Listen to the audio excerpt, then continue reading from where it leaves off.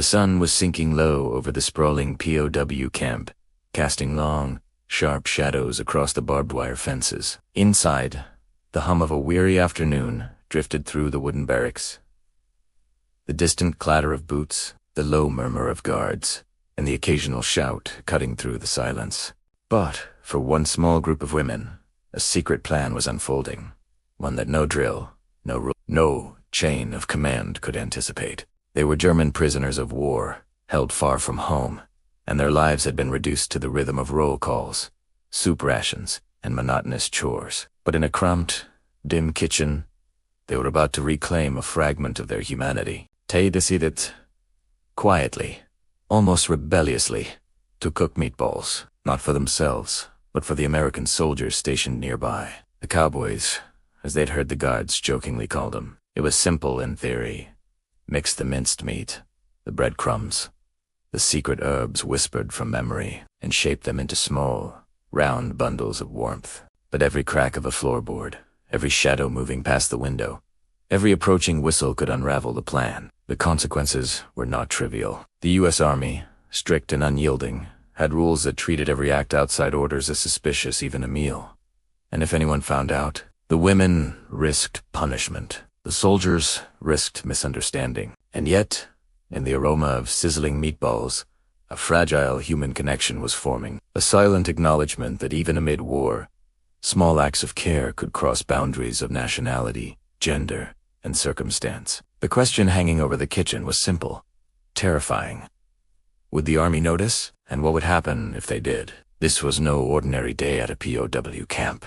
This was a story about courage hidden in the mundane, about humanity tested by rules, about an act so small yet so daring that it could ripple through the lives of everyone involved. By the time the first meatballs were plated, the sun had disappeared entirely, and the camp was bathed in the cold glow of lanterns. The women exchanged nervous glances. Outside, the cowboys were returning from drills, unaware that something extraordinary was waiting for them.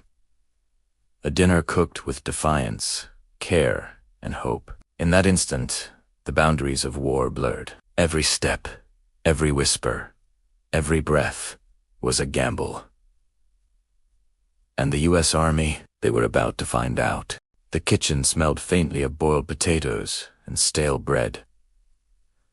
A scent that reminded the women of home, of kitchens far away, and hands that were once free. Hilda wiped her palms on her apron and glanced nervously at the window. Through the mesh, she could see the camp's dusty pathways where the cowboys were returning, boots kicking up tiny clouds of earth, each one of them a silent judge, unaware of the audacious plan unfolding mere yards away. Frida took the minced meat from a battered tin and pressed it slowly into her palms. Memories of her mother guiding her hands through a recipe decades ago flickered in her mind, a bittersweet reminder of what she had lost. The breadcrumbs, the salt, the parsley, all had to be exact.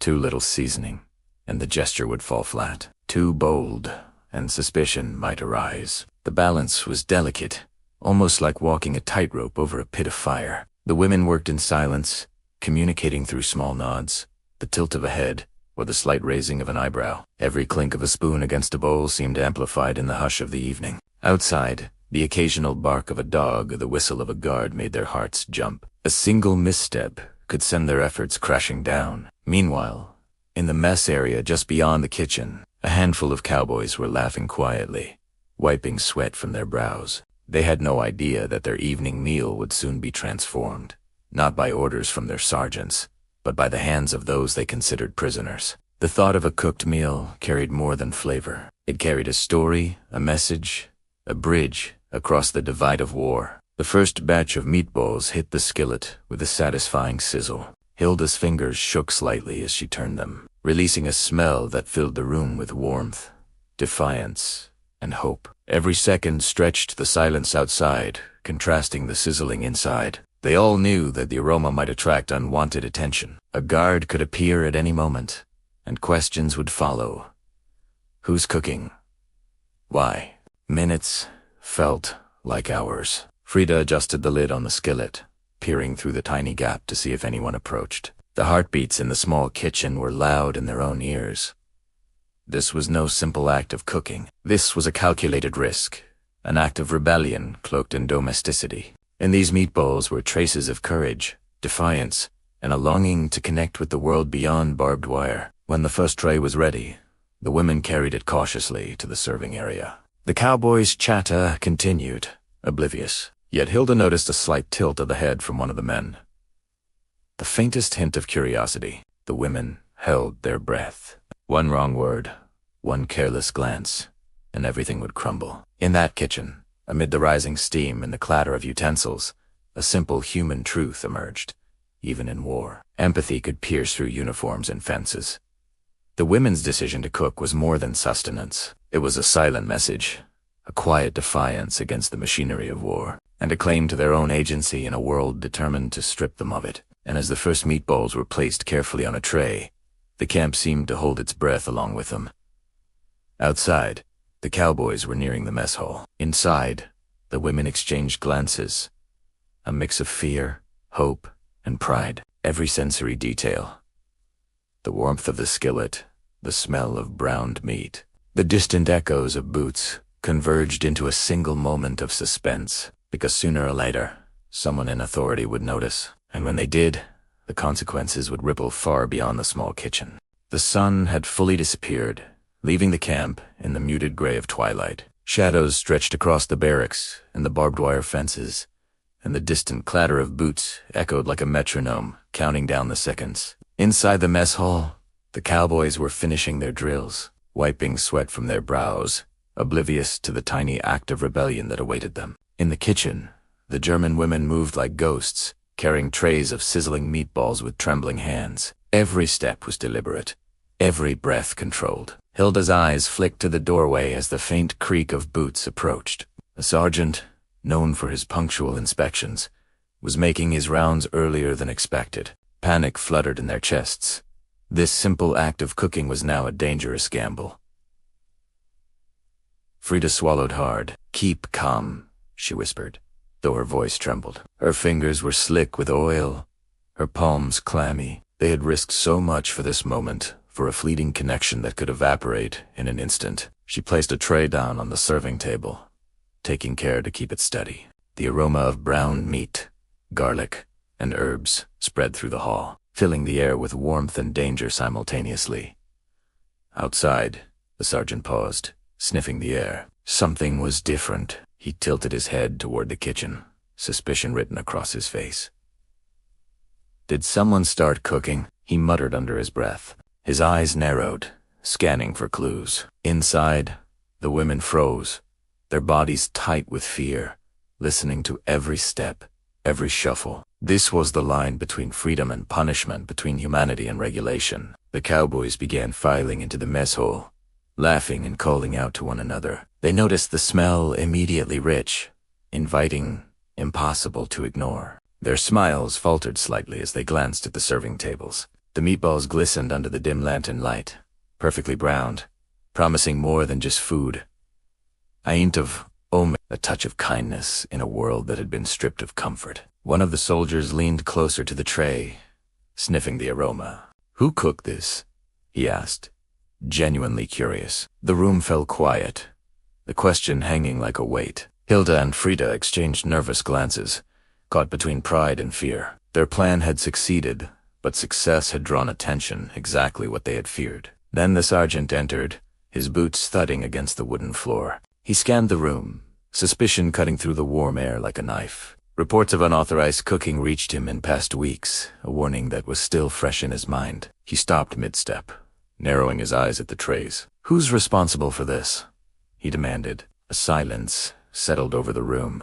Hearts pounded, breaths quickened. The women stood frozen, their faces pale under the flickering lanterns. They had not anticipated confrontation so soon. Every instinct screamed to flee, yet they remained silent, waiting for judgment. And then, something remarkable happened. One of the cowboys, a tall young man with a smudge of dust across his cheek, stepped forward. "It's good," he said simply, tasting one of the meatballs. "Really good."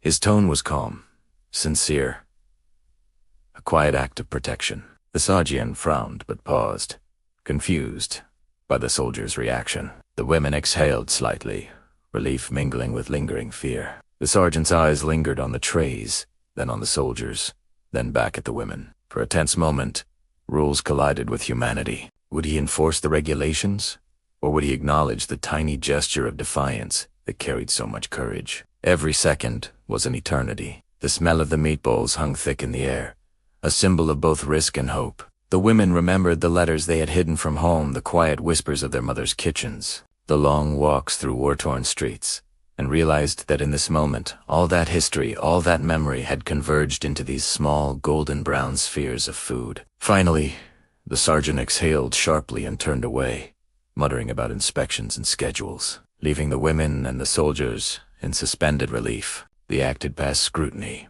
for now, but the risk had not vanished. The tension lingered in every corner, every shadow, every flicker of lantern light. In that room, the camp, the world itself felt smaller, yet larger than ever. A simple act of cooking had become a defiance, a bridge, a spark. Humanity had pierced through the strict codes of war, fragile, daring, and fleeting, but undeniable. The women exchanged glances, a mix of relief and pride. The cowboys smiled, unaware of the courage it had taken to place those meatballs on the tray. And somewhere, in the rigid machinery of authority, the sergeant's uncertainty lingered, proof that even in a world governed by rules, there was room for empathy, for connection, for courage. The morning sun rose reluctantly over the camp, its pale light spilling over the barbed wire and gravel paths. The air was sharp with the cold bite of winter, carrying the distant clang of the mess hall doors and the low murmur of soldiers beginning their routines. But beneath the mundane sounds of the camp, a storm brewed, invisible yet potent, an investigation waiting to unfold. Inside the barracks, whispers traveled faster than the wind. "Did you smell it?" "Yesterday." One cowboy's voice trailed off, eyes flicking nervously toward the kitchen. The meatballs, they had been delicious, irresistible, but now they carried consequences. Rumors had reached the higher officers. Someone would come looking, and when they did, there would be no room for mercy. Hilda and Frida worked in the kitchen as if nothing had changed. Their hands moved mechanically, chopping vegetables, stirring sauces, their faces masks of calm. Yet every footstep outside the door sent shivers down their spines. They had crossed an invisible line, a line that could mean punishment, or worse. Each of them knew the risks, yet there was a stubborn pride burning quietly in their chests. They had brought warmth and humanity into a cold, regimented world. That courage had a price, but they were willing to pay it. Meanwhile, Sergeant Keller, the man who had paused at the trays of meatballs the previous evening, was not one to forget. He stood in the officer's tent, reading reports and memoranda with a furrowed brow. Unauthorized cooking, repeated disturbances, possible fraternization. His finger tapped the paper rhythmically, each tap a drumbeat of impending scrutiny. Orders had to be followed, rules could not be ignored. Yet, even he could not dismiss the unusual calm, the unusual cooperation, the strange morale that had arisen in the camp. The investigation began quietly. Notes were taken, lists were drawn, and soldiers were subtly questioned. Every glance toward the kitchen, every sigh in the mess hall, was scrutinized. The women could feel it, the invisible eyes, the pressure tightening around their shoulders like a vice. They whispered to one another in German, voices low, calculating. "Keep the trays covered. Don't linger. Watch the sergeant." Every move was measured, deliberate. A dance on the edge of danger. The cowboys, oblivious to some extent, but keenly aware of the tension, began to notice the subtle shift. Eyes met across tables, silent communication passing between them. Private Lewis, the tall cowboy with the dust-streaked cheek from the previous night, leaned toward his friend. "Something's coming," he murmured, and his companion nodded. They could sense it, this unseen threat, but neither wanted to betray the courage it had taken for the women to defy the rules. As the morning wore on, the sergeant approached the mess hall, clipboard in hand. He walked slowly, deliberately, observing the soldiers, the trays, the women.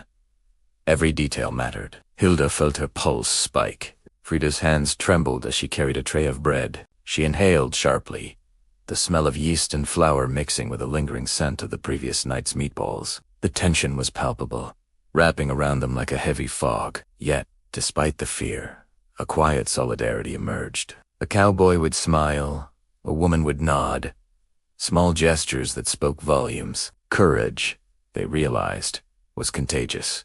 Even under the eyes of scrutiny, humanity found ways to seep through the cracks of authority. The risk of punishment hung over them. Yes, but so did the fragile thrill of shared defiance, a bond forged in the silence between orders and action. The sergeant's gaze lingered, moving from tray to tray. His eyes softened slightly as he noted the orderliness, the calm professionalism, the subtle defiance. Rules versus humanity. It was a delicate balance, a moral tightrope. For a moment, the camp itself seemed to hold its breath, caught between compliance and compassion, discipline and empathy. And then, unexpectedly, Private Lewis spoke up, his voice steady but firm. "Sir, it's just food." They meant no harm. It lifted spirits. The sergeant paused, weighing the statement, his mind racing through regulations and morality. For a fleeting moment, the world narrowed down to this room, these people, and the choices made in small acts of courage. The investigation would continue, surely, but the bond between the cowboys and the women had deepened, an invisible thread connecting their fates. Every glance, every shared meal, every whispered word became a statement. Defiance without malice, humanity without surrender. The camp remained tense, but alive with subtle rebellion, hope, and the courage to act against the grain. By midday, the camp had transformed. The sun, now high and merciless, cast sharp shadows across the gravel paths and corrugated rooftops, exaggerating the sense of tension that seemed to hang in every corner. Every step echoed louder than usual. Every clatter of utensils sounded like a signal. It was as if the world had condensed into this fragile, suspenseful bubble. One wrong move, one careless word, and the entire camp would erupt. Hilda and Frida moved like ghosts through the mess hall, carrying trays laden with food. Their hearts thumped in unison with every approaching officer's boot, and every glance toward the kitchen door became an act of silent calculation. They had mastered the art of appearing calm while the fire of fear burned quietly beneath. Each tray was more than food. It was a message, a small rebellion, and an act of courage. Outside, the cowboys could sense that the tension had shifted into something sharper, more immediate. Private Lewis adjusted his cap, eyes flicking nervously toward the kitchen. "They're watching," he muttered, not as a warning but as a statement of fact. And he was right. Every soldier in the vicinity seemed to have become an unwilling informant, their eyes darting, ears straining, every action weighed against invisible rules. In the officer's tent, Sergeant Keller studied his notes with increasing intensity. Reports had multiplied, observations of prolonged meal prep, soldiers' uncharacteristic smiles, and the subtle fraternization that threatened the rigid discipline of the camp. His fingers traced the lines of a memo, the paper crumpling slightly under the pressure of his grip. Rules are rules, he reminded himself. But even as he read, he could not ignore the odd vitality that now infused the barracks. The women prepared for the afternoon meal, their movements synchronized, almost ritualistic. Each step was precise, measured. They whispered instructions under their breath, coordinating trays and portions, anticipating every gaze, every question. Hilda paused, inhaling the warm scent of cooked meat, garlic, and herbs, the same aroma that had sparked both delight and suspicion days before. It was a dangerous perfume now, heavy with consequence. A sudden noise outside, a boot striking metal, a sharp whistle sent a collective shiver through the kitchen. Frida's hand froze mid-motion, the knife hovering over a potato. Hilda pressed her finger to her lips, eyes scanning the doorway. For a moment, time itself seemed to stretch, thick and suffocating. Then, a soldier appeared, clipboard in hand. The inspection had begun. The cowboys instinctively moved closer to the women, protective yet powerless. Private Thompson, usually light-hearted, felt a cold knot of anxiety twist in his stomach. "Just keep calm," he whispered, though he barely believed his own words. Each officer's step seemed heavier than the last, every glance more piercing, as if the weight of the entire military hierarchy rested on the kitchen floor. Inside, Hilda and Frida worked with quiet precision. They had memorized every tray, every ingredient, anticipating every officer's query. The first inspection was merciless. Trays were lifted, scrutinized, notes were made, and questions were asked. Yet, somehow, the women maintained their composure. Their defiance was subtle, almost invisible, but it radiated through the smallest gestures. A steady hand, a calm gaze, a fleeting smile that suggested both awareness and courage. Meanwhile, the cowboys watched, tension coiling around them like a living thing. Their own small acts of protection, shifting trays, offering water, covering hands became statements of solidarity. Each shared glance was a silent affirmation. We are in this together. The bond between the women and the cowboys, forged in moments of simple human kindness, now served as a quiet rebellion against authority itself. By late afternoon, the investigation reached a critical point. Sergeant Keller, frustrated yet fascinated, gathered his officers in the tent. The morale boost is undeniable, he said, pacing, but so is the risk. We cannot allow this to continue unchecked.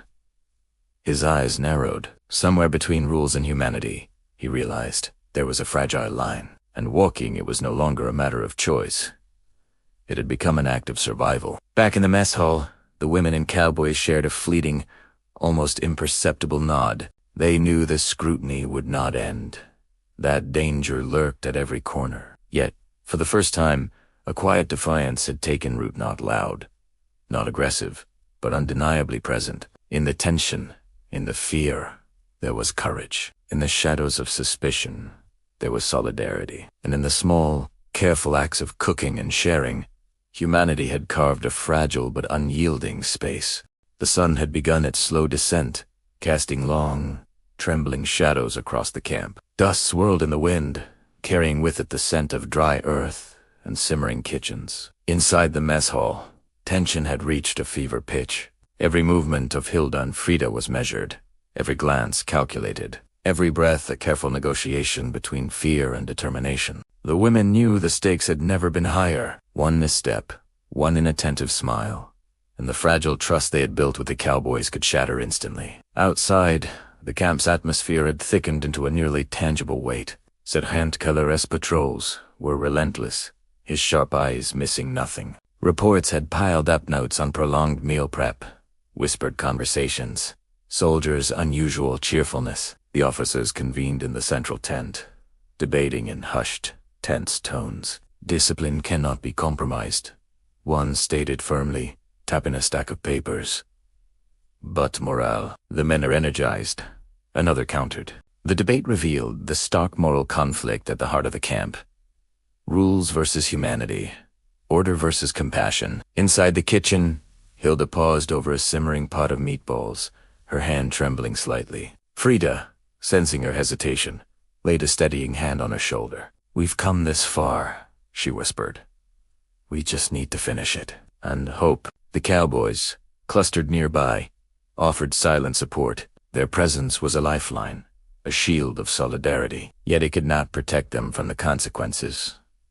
If the officers discovered the small human rebellion that had taken root in the kitchen, the first officer stepped inside, clipboard in hand, his gaze sharp and unyielding. He lifted a tray, inspecting each meatball, each carefully arranged portion. Sweat beaded on his forehead, and for a moment, the world seemed to hold its breath. Then he spoke. These are unusually well prepared.